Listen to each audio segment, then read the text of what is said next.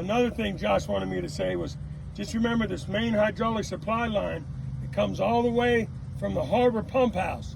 It has a little pump in there, probably a 1.5-horse Gould's pump, and it pushes water through here at 120 psi.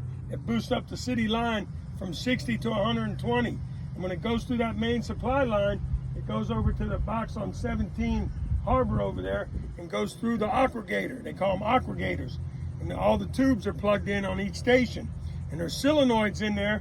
When you push station one will shut the tube off. The tube has to go to 0, and then the head will come on. When you cancel it, the tube goes back up to 120, pushes the foot valve back down, and the head goes off. That's why sometimes you'll see them bubbling. That means either there's a tubing leak somewhere, the aggregator's messing up, the solenoid's not opening and closing all the way. It could be a number of things. That's why it's so hard to troubleshoot, because it's an old hydraulic system. And we got 1.5 inch supply line. You know, it's just the pumps keep up with the volume.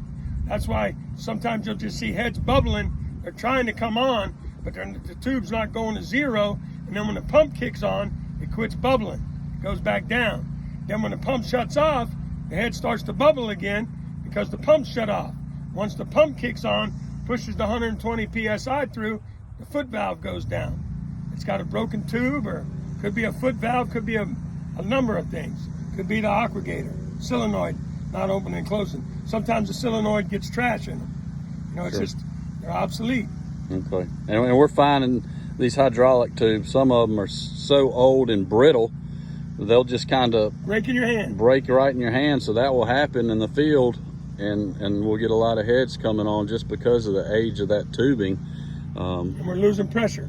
We start losing pressure. That's right. Well, thank you, Grand Harbor members. Hopefully this helps you better understand our challenges here with our irrigation system. Signing off for Boz, myself, y'all have a good weekend.